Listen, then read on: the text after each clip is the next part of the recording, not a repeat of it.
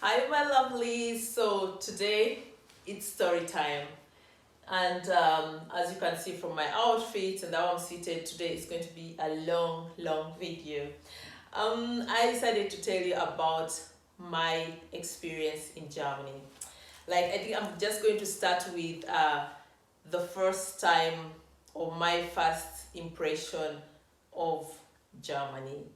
So before I continue, kindly subscribe to my YouTube channel, turn on your notification button so you don't miss out anything. Follow me on all the social media handles under the name Ruth Hoff so you don't miss out on the fun stuff, the reels and the crazy, updates. Um, yeah, and always remember to share the video with friends and family, and there are very many ways of doing that. You can share on your WhatsApp statuses or groups or Facebook groups, um, or just share it with your friends, with your colleagues, and have a laugh or two. I have some very interesting videos up there. I have some Q&As, I have travel vlogs, I have about me that you get to know me better. Yeah, so let's dive right in. So I'm actually thinking, where do I start from? Of course, before relocating to Germany, I had been coming to visit. So I think I'll just say my first impression of Germany, like even as when I came as a visitor, um, it wasn't anything like a shocker. Um, it's not something where I would say I was like, oh my gosh, because probably because I'd been to several other countries. I mean, if I'd never seen like other bigger airports, maybe I would have been like, wow, because I came through Frankfurt, and Frankfurt is quite an impressive airport. But for me, like the first impression wasn't anything like wow or anything. It was just like a normal thing. But all I can say is that when we relocated, like the time we decided to come and live here completely, let me try to give a first impression of that. Because of course the thoughts in my mind were different. When you're coming as a tourist, it's different as when you're coming to stay for forever, for example. So when we got here, I remember it was autumn, it was a beautiful season. The leaves were all golden and orange and yellow. So of course the drive from the airport was quite beautiful, very impressive.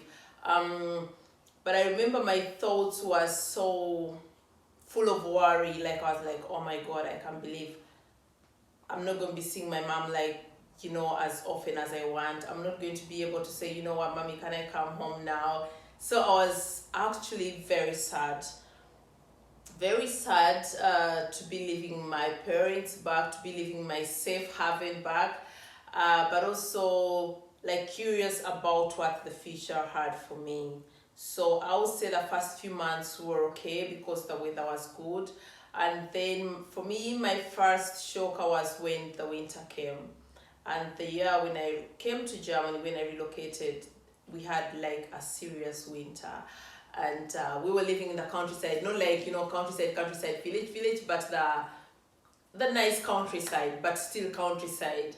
Um, and I remember before coming to Germany, I had an international driver's license for 1 year. There's also a possibility of coming with that because my husband and I wanted to be sure that I wouldn't be so dependent. I didn't want that. So it was kind of comforting to know that I had the possibility of just getting into the car and driving myself until I had, like redone the German driver's license and everything.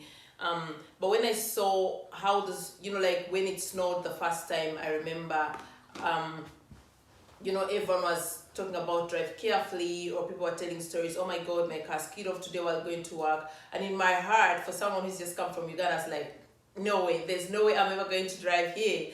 So for me, the winter was a shocker, but at the same time, it was very exciting. It was my very first time to experience snow, I think.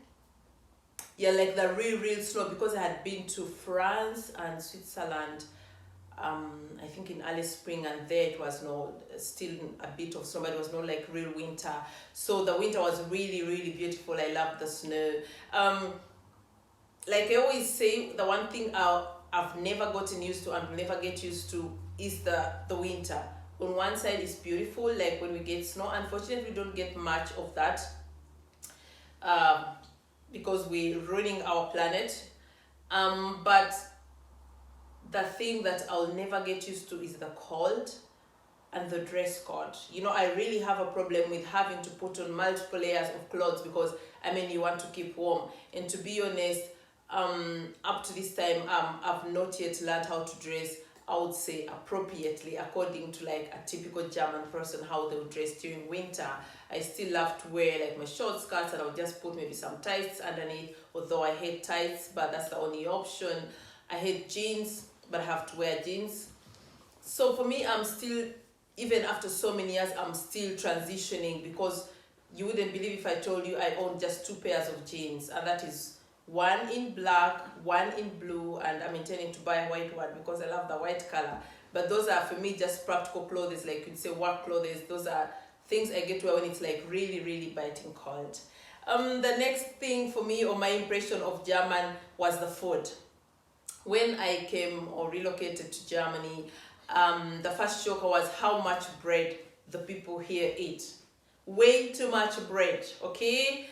And oh my god, this is embarrassing. So of course, when you're new, everyone is trying to you know, like be nice to you and show you everything, and you're also trying to be polite. So I remember we used to have so much bread. Of course, we'd have like warm meals, but it's typical like that. Breakfast you have bread, and in the evenings you have bread. And I'm someone who never eats bread, but of course I was eating it because I was trying to be polite. And I don't know if I'm even supposed to say this word, but I had a problem of not being able to, you know, go to the washrooms for close to 2 weeks because everything inside, you know, my tummy was like stuck. I mean, my digestive system was into shock because I wasn't used to eating that way. So that was really a shocker. My impression of German so far, also as regards the social life. Is there even a social life in Germany? That's something also that really, really still bothers me a lot. Of course, there is a social life in Germany, but for someone who's growing up in Africa, a continent that, you know, is full of life, a continent that is full of, you know, just living in the moment, it can be quite a shocker and quite depressive to get used to the life in Germany and Europe in particular. People are more focused on working, which is okay, but I feel, or I have the impression, they leave very little time for living. And we, the African people, also work, but believe that we work to live and not live to work. And sometimes, like in Germany, you ask yourself if people are working to live or living to work. So it's kind of tricky. If you want to hang out with friends or meet up with family, you have to make appointments. For the best option, actually 1 month before. There's nothing like you just go on to call someone, you're like, oh, what are you doing? Shall we hook up for coffee? Nothing like that. And that's something we get to do in Africa, or something I particularly was doing in Africa, and I was working in Africa. But I had dates with my girlfriends, spontaneous dates. I had lunch dates with my friends, you know, just spontaneously, where I'm like, let's meet at Serena, let's go to the beauty parlor, let's go for a manicure. That's something you don't do here in Germany. And speaking of social life and lifestyle, I would also... So like you can all see, this video is already it's already too long. I'm also shocked how long it has become. So I'm definitely making it a series, part 1 and part 2. So this is part 1.